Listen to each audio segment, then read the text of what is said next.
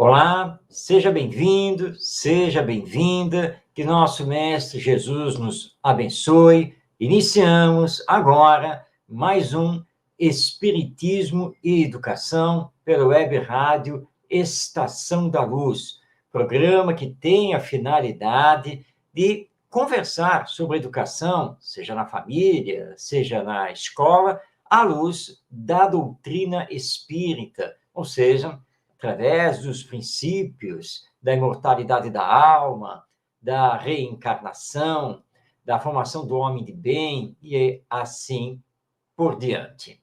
E estamos aqui falando diretamente da cidade do Rio de Janeiro, tanto eu quanto o nosso querido Ronaldo, que já está aí do lado na nossa tela. Seja bem-vindo, Ronaldo.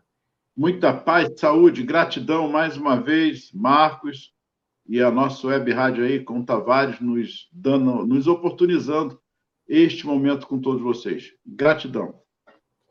Muito bem.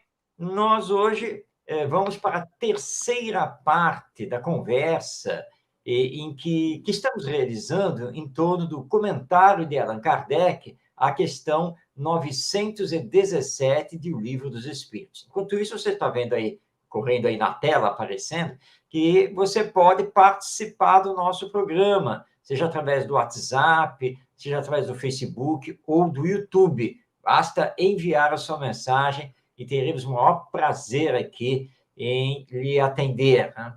E não deixe de se inscrever aqui no canal da Estação da Luz Tavares, fazer seu comentário e assim por diante, que é muito importante para crescermos na divulgação do Espiritismo e também, é claro, da educação. Então, nós estamos aqui comentando o comentário de Allan Kardec, a questão 917, quando Allan Kardec diz, então, da necessidade da educação para fazer homens de bem. Daí, o título que nós colocamos, né, para o tema do programa, a educação que faz homens de bem.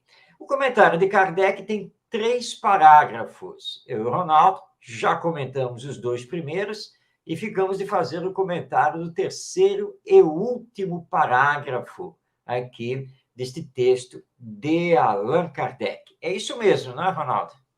Perfeito, Marcos. Mas, como sempre eu faço, fazendo uma pequena lembrança de tudo que nós comentamos aqui, uma coisa rápida, que a educação é o principal meio de levarmos, de fato, o egoísmo ao lugar que ele merece, ou seja, extirpá-lo da humanidade, extinguir de fato, mas é através da educação. Não uma educação que desenvolva apenas a cognição, o conhecimento, as ciências, mas a educação do sentimento, a educação dos valores, a educação da afetividade, de resgatarmos tudo isso, não só na família, na escola, mas em todas as camadas da sociedade. Por que isso, Marcos? Senão nós vamos ficar aqui achando que só a escola e a família que devem ter este principal papel. Claro que a família seria o princípio de todo esse processo, porque é na família que nós nascemos, vamos desenvolvendo todo este contexto. Mas com a escola e todas as camadas da sociedade, esse procedimento, esse segmento, ele deve estar também inserido nessa educação do sentimento. Confere, Marcos? Confere, Ronaldo, sem dúvida alguma. Educação não se circunscreve apenas a essas 2 grandes e importantes instituições humanas, que são a família e a escola. Na verdade, ela perpassa toda a sociedade humana. Ou seja, então, todos os seres humanos e todas as instituições criadas pelo ser humano e que compõem a nossa sociedade são responsáveis pela educação das novas gerações e pela manutenção dessa educação. Porque, em verdade, nós nunca paramos de nos educarmos. O processo educacional, ele não tem, na verdade, um ponto de parada.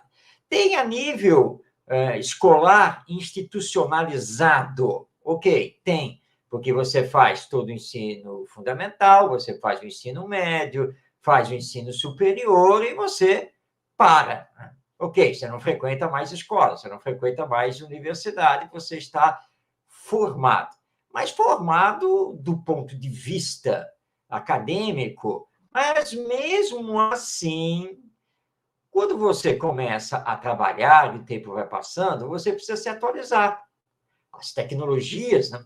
Terminologias, tudo vai se modificando com o passar do tempo. Então, você não pode ficar parado no tempo. Embora você não adentre mais a uma instituição escolar formal, mas você tem que continuar a ler, tem que continuar a assistir os vídeos, tem que continuar a fazer um cursinho daqui, não, uma oficina dali. Ou seja, o ser humano está sempre se educando. Isso do ponto de vista intelectual, cognitivo. Do ponto de vista moral, é a mesma coisa. Você tem que estar se educando o tempo todo, que é se melhorar. É isso que nós temos que fazer. Olha só, nós estamos recebendo mensagem da cidade de Icó, lá no Ceará, terra de Viana de Carvalho. Tonheca. Tonheca de Leopoldina, Minas Gerais. A nossa Ivonete, lá de Matão, São Paulo. É o lar de Carla, a flor da vida. Gratidão a todos. Um grande abraço a todos. Muito, muito bom estar com todos vocês aqui no programa. Então é isso, Ronaldo. Então a educação está perpassando toda a sociedade humana o tempo todo. Perfeito. Marcos, antes de estarmos aqui nesse parágrafo, que é o finalzinho, o egoísmo é a fonte de todos os vícios, como a caridade, eu gostaria de avançar um pouquinho para que nós possamos hoje, finalizarmos dando, vamos dizer assim, como fazer isso conosco mesmo, individualmente. Na pergunta 919, é formidável. É um caminho infalível, se de fato fizermos isso. Conhecimento de si mesmo. Porque, Marcos, como conseguir? Eu sei que a educação dos valores, mas é tão forte, eu ainda quero mudar o outro, eu ainda tenho essa necessidade de tentar transformar o outro, e fico aborrecido porque eu não consigo, enfim. Mas vamos lá. A pergunta 919 do Livro dos Espíritos, ela é fundamental porque vem corroborar com esse processo dessa autoeducação. Pergunta Kardec, qual o meio prático mais eficaz que tem um homem de melhorar nesta vida e de resistir à atração do mal? O mal, o egoísmo, que temos em nós. Está aí, a chaga da humanidade. Como combater isso? Meio prático. Responde os espíritos. Um sábio da antiguidade vos disse: conhece-te a ti mesmo. E na A, eu não vou me estender, não, mas na A ele faz uma belíssima pergunta, ele continua ali, Kardec, como sempre, aquela pedagogia didática, perguntando aos espíritos. Conhecemos toda essa sabedoria, conhece a ti mesmo, tranquilo. Esta máxima, porém, a dificuldade está precisamente em cada um conhecer-se a si mesmo. Qual o meio de consegui-lo? Gente, ele faz aquela passagem de Santo Agostinho, ele mesmo colocando, examinai a vossa consciência, né? O que eu fiz contra Deus, contra o próximo? Será que antes de dormir, eu sei, hoje o dia, como é que foi o meu dia hoje? Nós não fazemos isso, Marcos, mas tem uma passagem aqui, que é no 3º parágrafo, ele diz assim, ele continua falando dos espíritos, o conhecimento de si mesmo é, portanto, a chave do progresso individual. Mas direis, como há de alguém julgar-se a si mesmo? Não está aí a ilusão do amor próprio? Bacana, ele faz essa opção. Eu vou me conhecer, então eu, amor próprio. Não, aí você está instigando mais ainda o egoísmo, quer dizer, para atenuar as faltas, torná-las desculpáveis. O avarento se considera apenas econômico e previdente. O orgulhoso julga em que em si só há dignidade. Isto é muito real, mas tendes um meio de verificação que não pode iludir-vos. Quando estiverdes indecisos sobre o valor de uma de vossas ações, inquiri como a qualificareis, se praticada por outra pessoa. Se a censurares noutrem, não podereis ter por legítima quando fordes o seu autor, pois que Deus não usa de duas medidas na aplicação de sua justiça. Marcos, isso é belíssimo. É uma autorreflexão. Não julgueis para não ser julgados. Atire a primeira pedra aquele que estivesse em pecado. Marcos, e aí? Falei demais? Está fora de contexto? Não, absolutamente, Ronaldo.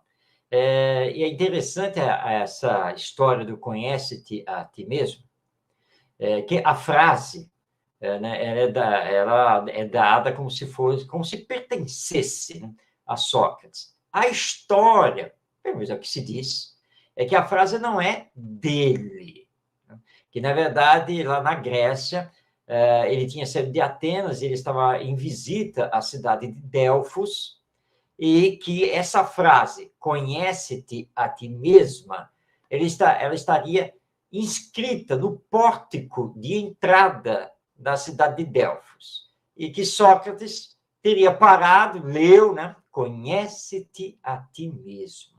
Não tinha assinatura, não tinha nada, estava lá a frase no pórtico, e ele leu, parou, meditou, pensou, e aí sim, pegou a frase como um lema para a sua própria vida. E conhecer-se a si mesmo é um processo educacional. Eu preciso me conhecer. E aí tem essa resposta do Espírito Santo Agostinho, na 919A, que Kardec tocou num ponto muito importante, que é a prática.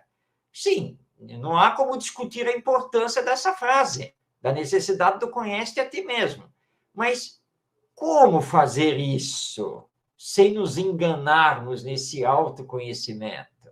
E aí, então, Santo Agostinho dá para nós, assim, uma regra, né, um caminho. Ele falou, então, não tem problema.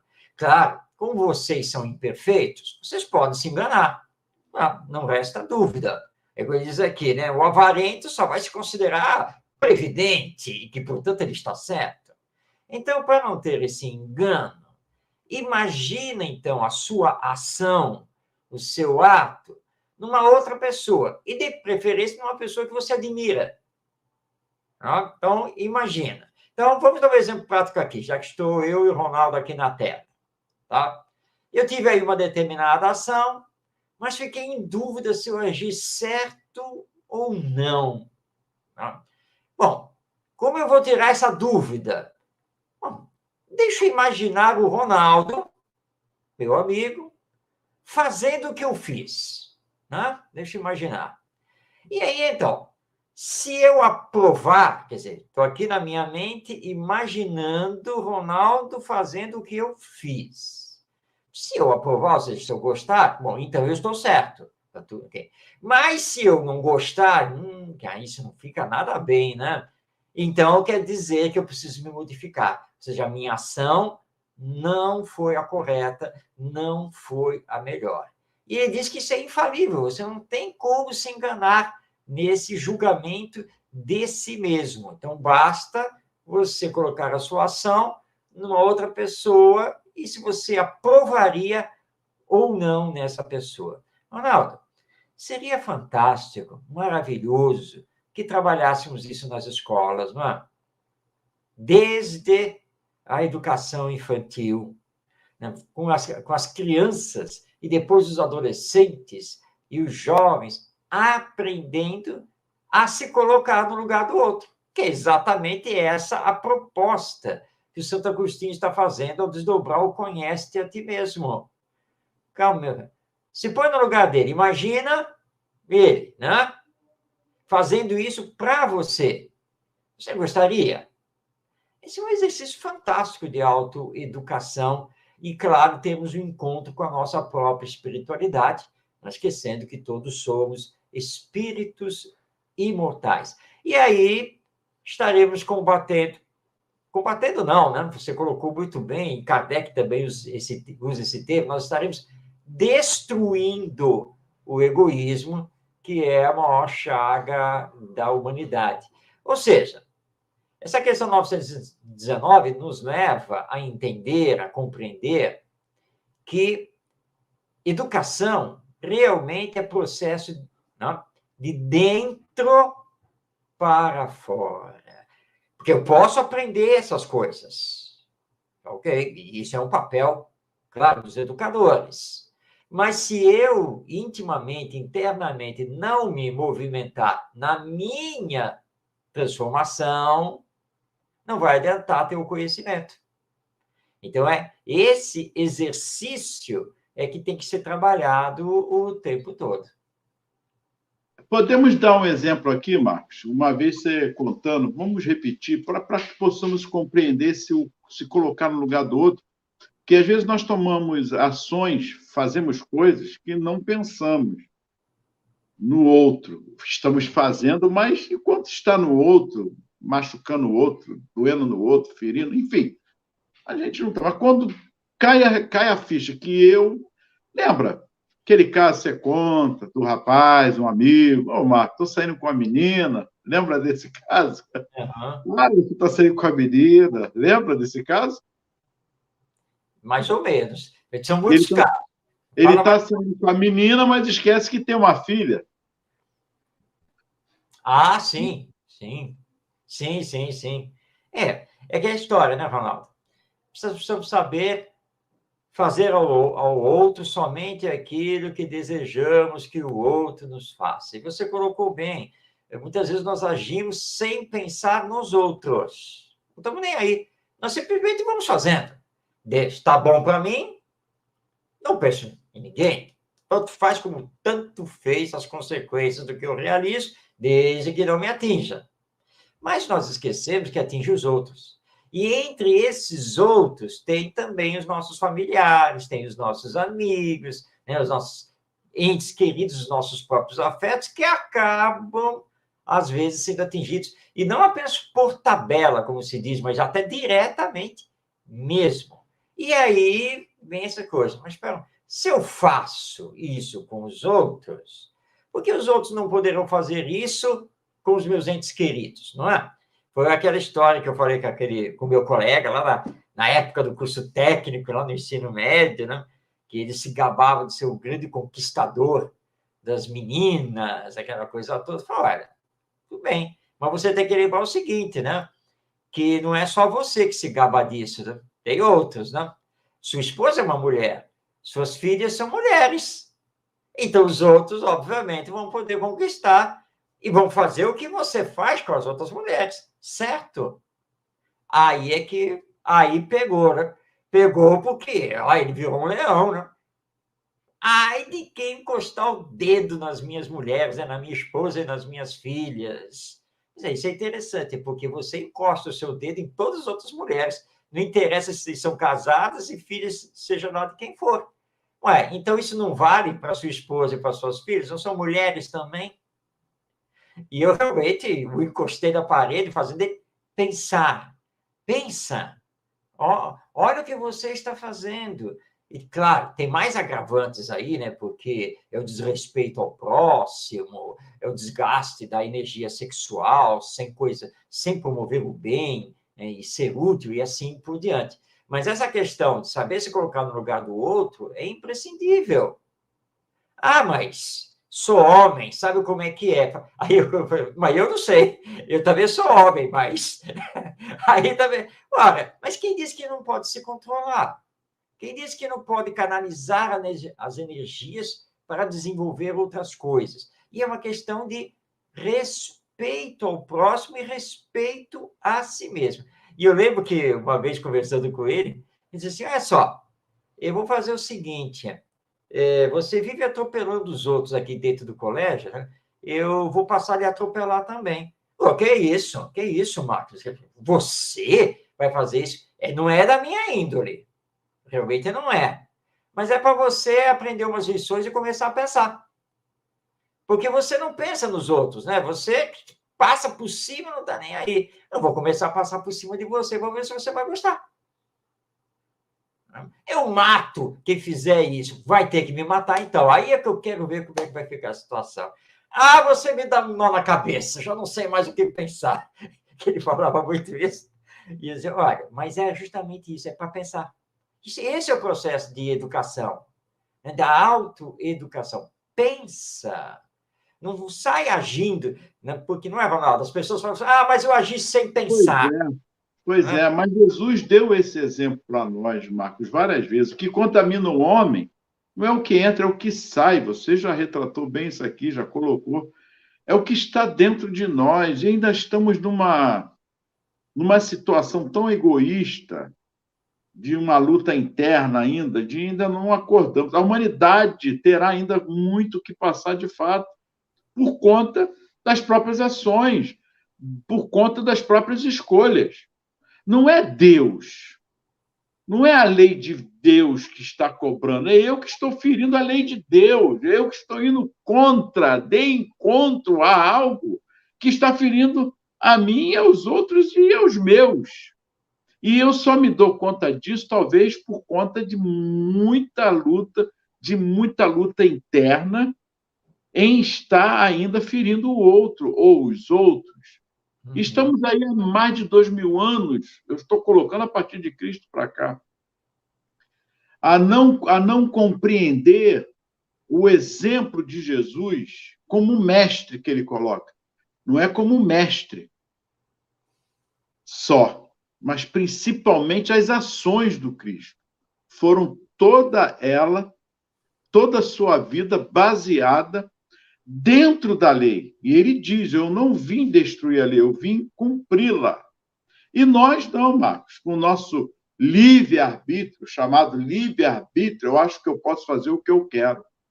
Eu estou colocando isso, Marcos, porque realmente nós perdemos a noção do que seja de fato livre-arbítrio. Há limites para tudo. Então não tem livre-arbítrio. Não, você tem um livre-arbítrio, mas eu posso matar. Eu sempre boto essa palavra posso, porque é forte. Eu posso. Não, não pode. Está lá, não matar. Não pode. Se eu mato, eu estou ferindo, eu estou fazendo algo fora. Agora, você quer que alguém te mate? Não. Então não pode. É uma coisa óbvia. Eu estou ferindo. Eu posso fazer tal coisa que vá prejudicar a outro, a mim, a outro, ou ao grupo?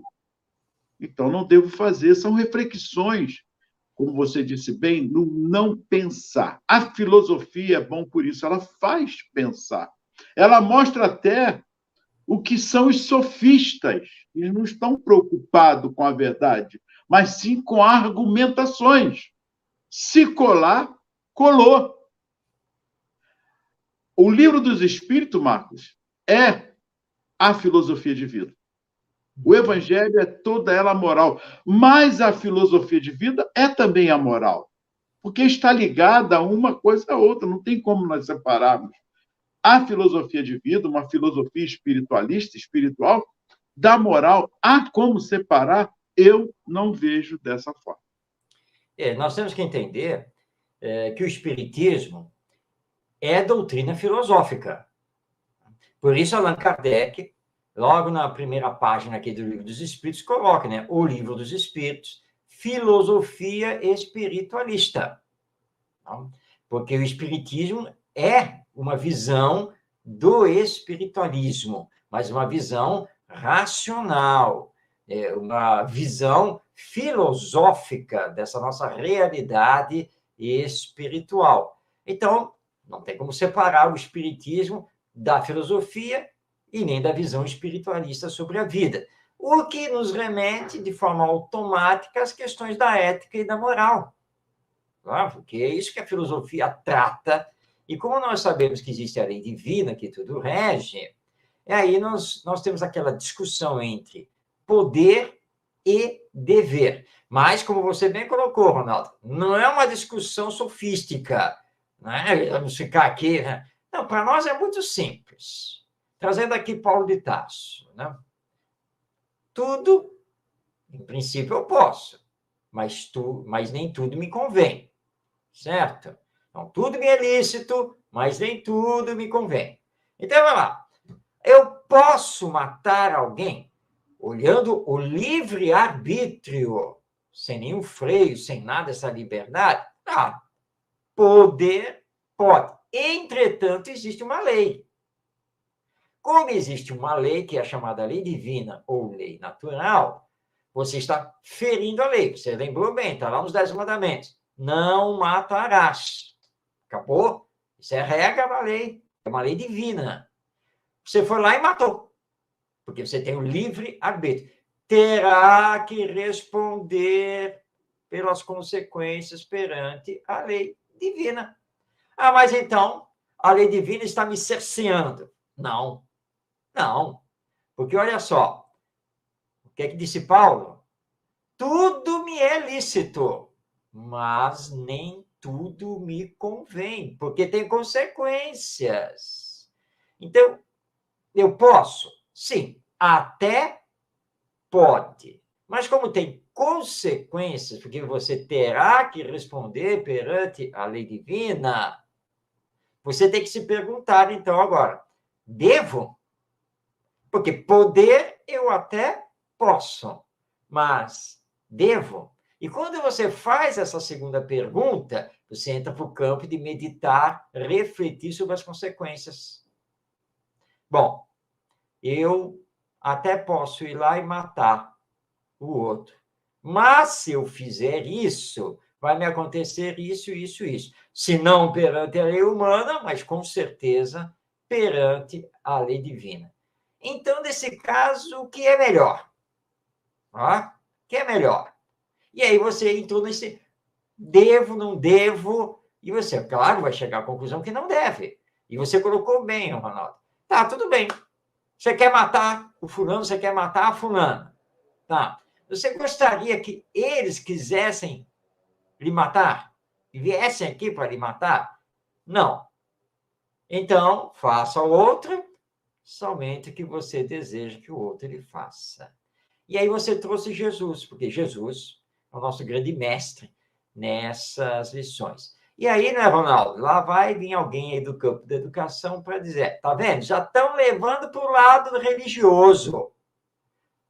Não é lado religioso. A religião, a doutrina católica, a doutrina protestante, encampou Jesus, né, para eles lá. Jogou uma capa dessas duas vertentes religiosas em cima de Jesus. Mas Jesus não pertence nem ao catolicismo, nem ao protestantismo, nem ao espiritismo.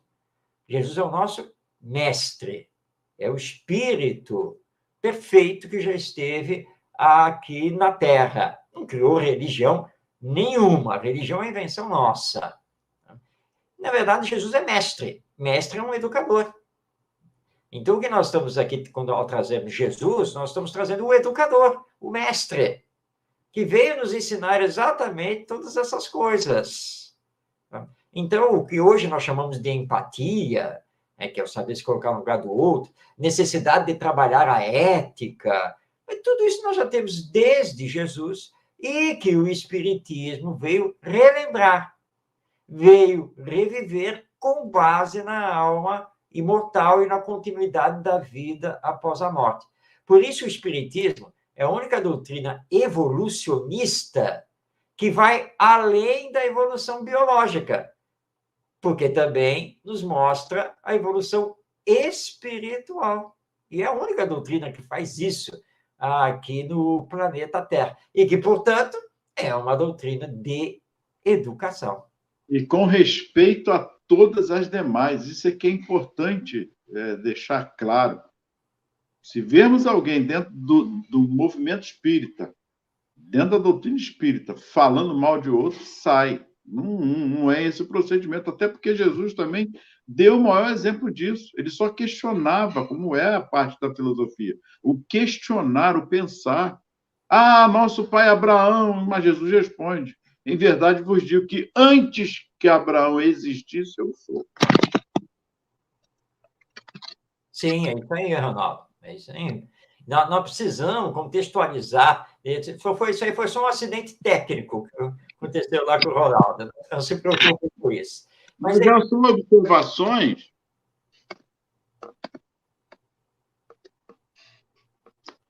Opa, voltou. São observações, Marcos, que às vezes a gente deixa passar, em que Jesus, de fato, e Kardec pergunta qual o ser mais perfeito que Deus tem oferecido ao homem para lhe servir de guia e modelo. É mais do que exemplo.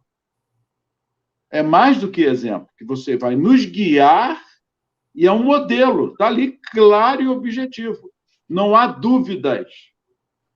Então, Jesus está ali, claro. Nós temos tantos outros, é claro, dentro do espiritismo como fora do espiritismo, em todas as camadas da sociedade, homens, espíritos que vieram nos dar seguimento, mas não são os guias e modelos, são exemplos.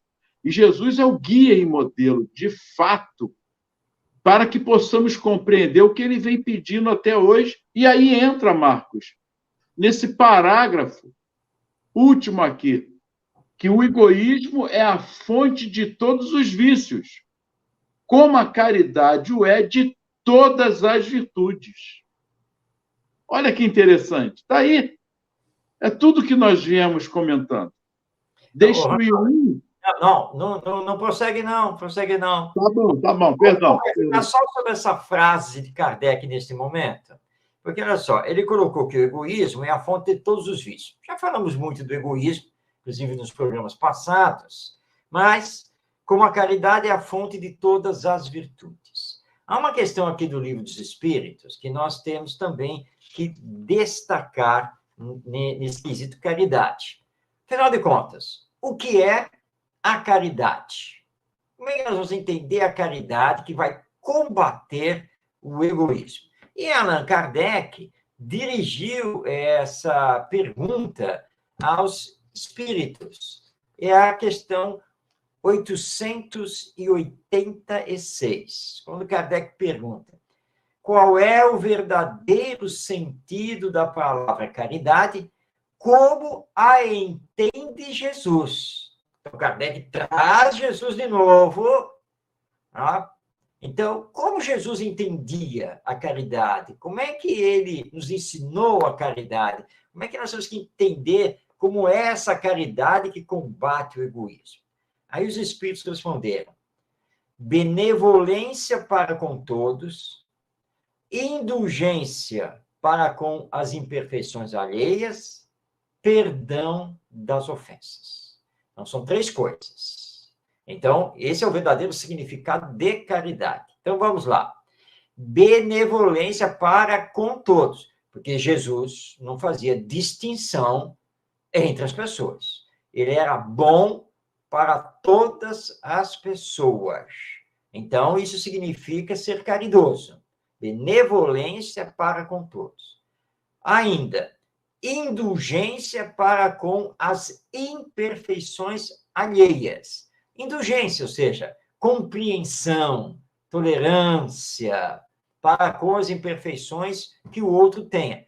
Como eu quero que as pessoas sejam compreensivas, tolerantes, indulgentes para com as minhas imperfeições, porque todos nós somos espíritos imperfeitos, encarnados aqui na Terra. E aí, finalmente, perdão das ofensas. E aqui os espíritos também deixaram isso sem nenhuma vírgula. Perdão das ofensas. Não tem, sim, tá, tudo bem. Eu tenho que perdoar os meus amigos. Não, eles não colocaram isso, eles colocaram perdão das ofensas. Ponto. Amigos, inimigos, vizinhos, familiares, não importa. Caridade significa saber perdoar. Então, nós temos. Então, o que é caridade? Conforme entendia Jesus, e que o Espiritismo, então, está tentando trabalhar no campo da educação. Então, benevolência, indulgência e perdão. Tudo isso resume uma única coisa, que na sequência, tá, Allan Kardec também vai comentar: amor.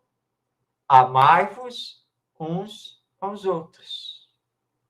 E quando você coloca o amor em ação, você entrou para esse campo da caridade. Nosso querido amigo comum, o Gerson Simões Monteiro, ele dizia, né, que, lembrando o antigo aparelhinho que veio antes do celular, é o bip. Né? Muita gente não sabe o que é, né? O bip era um aparelho que nós tínhamos antigamente, né, em que ele apitava e você recebia a mensagem, aí você lia qual era a mensagem e você também podia enviar a mensagem para alguém. E ele era chamado de bip, né? Benevolência, indulgência e perdão, que é o significado da caridade. Bom, Marcos, aí quando você disse, eu não ia seguir, não. Eu falei, destruir.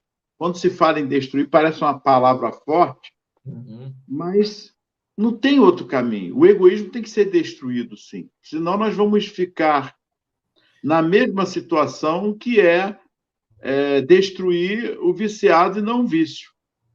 E aí é que nós estamos fazendo isso até hoje. O tempo ainda permite.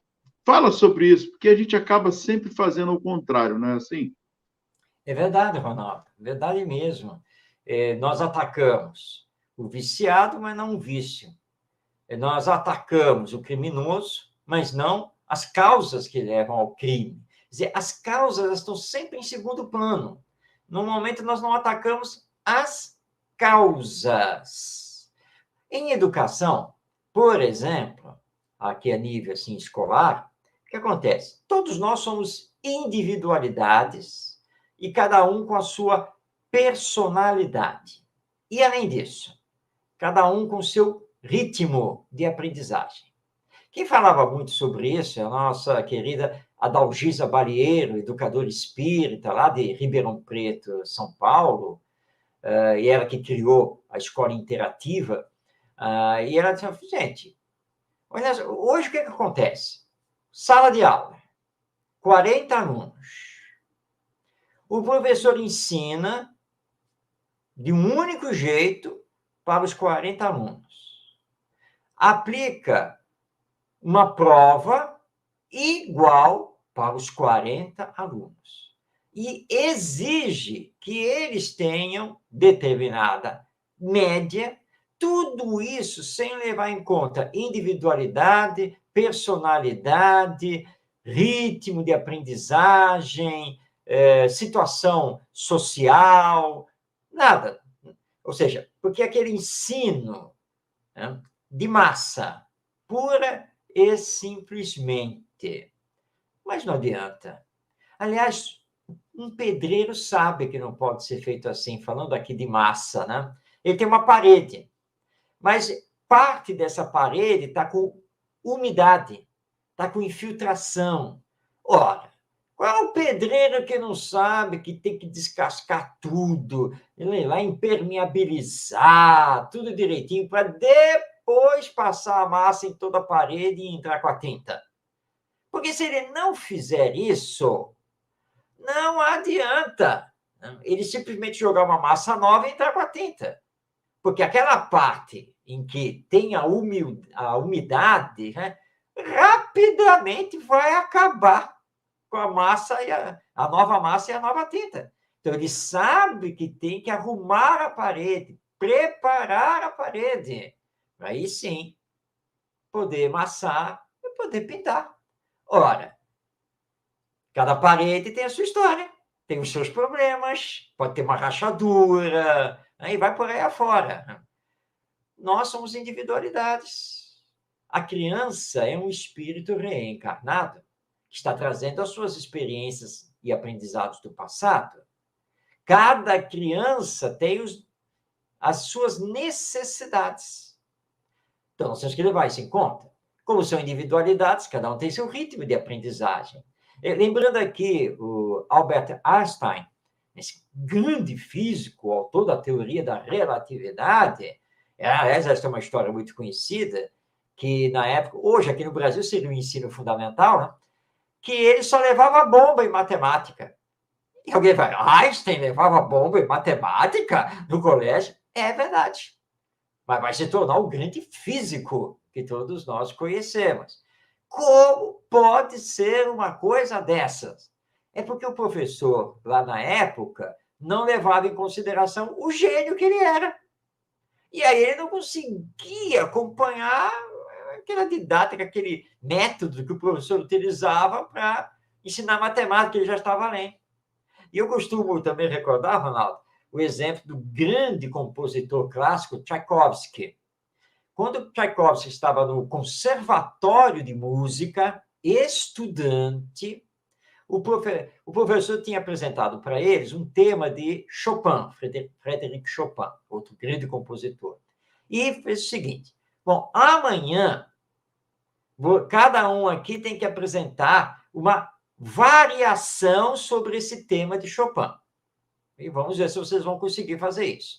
Tchaikovsky foi para casa, com as ideias em ebulição, senta e começa lá a escrever as pautas musicais. No dia seguinte, ele chega, todo feliz no conservatório. Aí, quando o professor, bom, quem conseguiu fazer a variação, até chegou na vez dele, ele pegou e entregou para o professor um calhamaço ali, com 12 variações sobre o tema de Chopin. O professor olhou para ele, o que é isso aqui? Ô, professor, de ontem para hoje, eu consegui compor 12 variações sobre o tema. Aí o professor olhou para ele, mas eu pedi só uma. Ah, mas eu estava muito inspirado. Bem, então você não cumpriu a tarefa. 0 para você. Que era só uma. Eram 12. Ele estava dentro do gênio, né? Gente, quem é que consegue, da noite para o dia, compor 12 músicas numa variação em cima do tema do outro? O gênio estava na frente dele, mas esse professor não levou nada em consideração. Então, nós temos perdido oportunidades imensas dentro desse campo do nosso desenvolvimento moral, espiritual, intelectual, de trabalhar ética, empatia e trazer Jesus. Então, nós temos que modificar, transformar o que nós estamos fazendo. Não adianta ficar atacando efeitos. Nós temos que ir diretamente na causa, que é o egoísmo. E, para isso, precisamos fazer, então, com que crianças, adolescentes, jovens, todos nós, possamos começar a realizar a caridade, o amor ao próximo. Então, Marcos, não é só a escola, a família, mas também a religião, o trabalho em si, o meio social que nós estamos dentro da academia, o processo de educação para que possamos destruir o egoísmo, ela tem que estar em todas as camadas da sociedade. Confere assim? Sem nenhuma dúvida. É que eu já tinha me referido aqui antes no programa, né?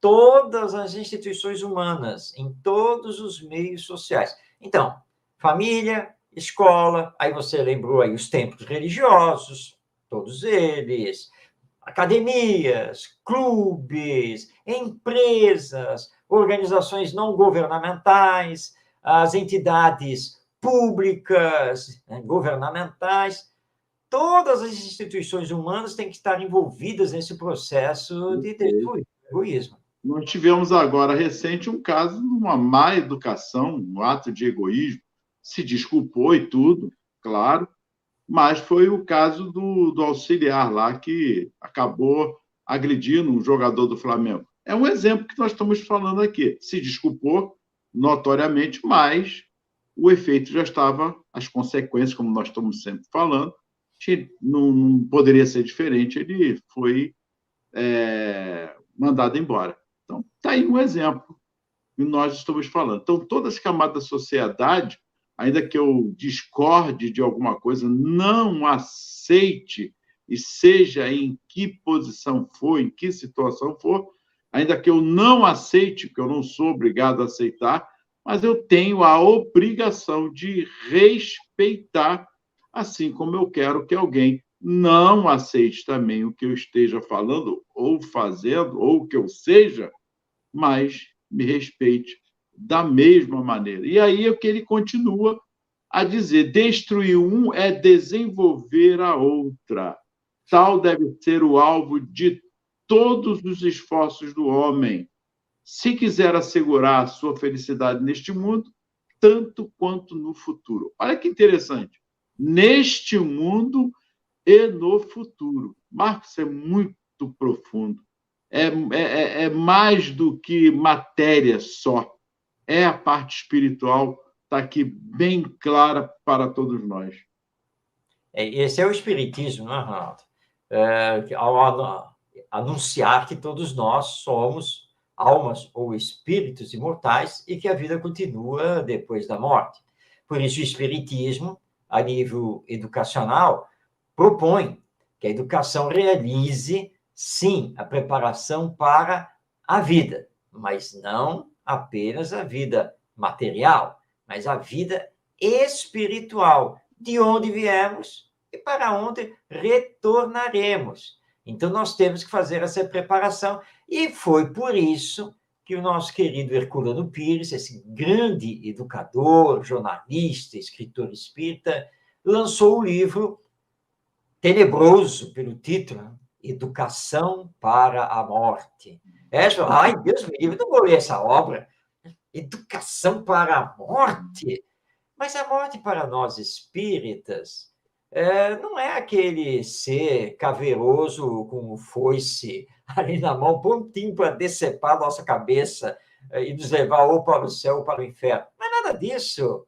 A morte é o retorno ao mundo espiritual, a nossa realidade espiritual. E aí, né, Ronaldo, o Herculano Pires tem mais do que razão de escrever a obra Educação para a Morte. Nós precisamos nos educar para morrer, ou desencarnar, para retornarmos ao mundo espiritual. Sabedores que apenas eu, enquanto espírito, é que retorno. Meu corpo não vai retornar. Esta blusa que eu escolhi aqui para vestir, para fazer o programa, ela vai ficar no armário.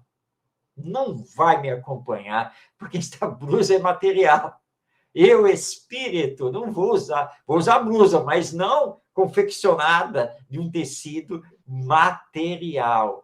Então, educação para a morte. Então, educação é preparar para a vida. Esta e a futura. O Ernesto de Natal faz uma observação aqui interessante. A doutrina espírita passa pela psicologia empírica, trazendo ensinamentos que confortam, mas todo ensinamento é de cunho humano. Bom, olha só, Ernesto, tá aí agora na tela, tá? Sim, o Espiritismo, ou doutrina espírita, nos traz ensinamentos que confortam. Mas esses ensinos que o Espiritismo nos traz não são meramente humanos. Eles provêm dos espíritos. É bom nós lembrarmos isso. São ensinos de origem espiritual, dada pelos espíritos, que Allan Kardec pesquisou, estudou, organizou e nos trouxe, então, na forma de doutrina. E todos os comentários que nós fazemos a partir disso são comentários com base justamente no ensino dos espíritos. E como nós somos espíritos, mas apenas estamos aqui encarnados, quando falamos que esses ensinos são humanos, ora, nós também estamos falando que são espirituais, porque a humanidade é o conjunto dos encarnados com os desencarnados. Hoje, eu e Ronaldo estamos aqui na tela, encarnados, conversando, certo? Mas eu e Ronaldo somos espíritos.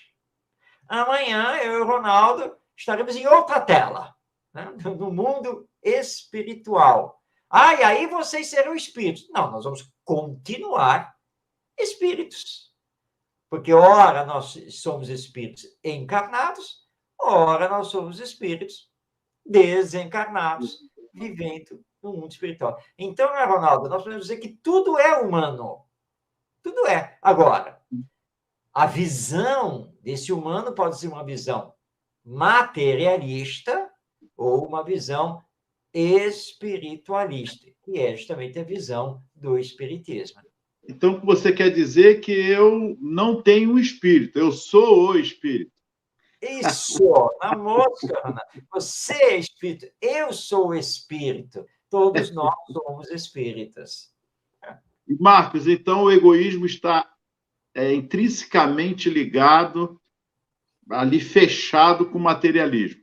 Confere? Confere, exatamente isso. E a parte da humanização, intrinsecamente ligada ali com a espiritualização. Ou seja, foi isso o ato de Jesus como guia e modelo para todos nós. Exato. E na medida em que, como coloca Kardec, nós desenvolvermos a caridade, e nela estão embutidas a fraternidade, a solidariedade, etc., nós vamos automaticamente destruir o egoísmo. Tem mais um comentário aí do... Não, acho que acabou, né? Tem mais algum? Não. Tem não, né? Não, é o próprio Ernesto. Tá bom. Uhum. É isso aí, Marcos. Chegando ao final, creio que sim. Está aí. Sou espírita e mergulho muito na doutrina. Porém, Allan Kardec revela que a doutrina passa do limite que a ciência para. Sim, dessa maneira, acompanho o raciocínio de Kardec. Perfeito. Nós não podemos esquecer que a ciência humana, podemos colocar assim, ela está intrinsecamente acompanhando a ciência espírita, ainda que de longe, mas está ali, está chegando lá. Quantos avanços, Marcos, já tivemos aí com a ciência e que a doutrina já vinha falando e está corroborando? É só para dar esse... A ciência, ainda hoje, ela se posiciona do ponto de vista materialista sobre a vida, mas pouco a pouco ela está começando a se abrir para essa realidade espiritual. Uma pequena pausa, não é a ciência, mas os homens materialistas, cientistas que estão ainda à frente nessa visão. Marcos, queridos amigos e amigas, a todos que estiveram conosco, muita paz, que Jesus os abençoe, a vocês, os familiares, e gratidão mais uma vez ao Tavares e a todos. Muito bem, nós estamos chegando ao final de Espiritismo e Educação. Encerramos os comentários aqui da questão 917 de O Livro dos Espíritos. Então, a partir da semana que vem, nós teremos um novo tema. Fique ligado, toda segunda-feira, 8h30 pela Web Rádio Estação da Luz. O nosso muito obrigado pela sua companhia, Ivonete, muito obrigado, gratidão a você, a todos. Que possamos, então, nos encontrar na próxima segunda-feira. Não esqueça, 8h30. Nosso muito obrigado também ao Tavares, que está aí à frente da Web Rádio e, neste momento, está nos bastidores, comandando a técnica aqui para termos a transmissão do nosso programa. Que Jesus nos abençoe, paz e amor em todos os corações e um grande abraço. Até nosso próximo encontro.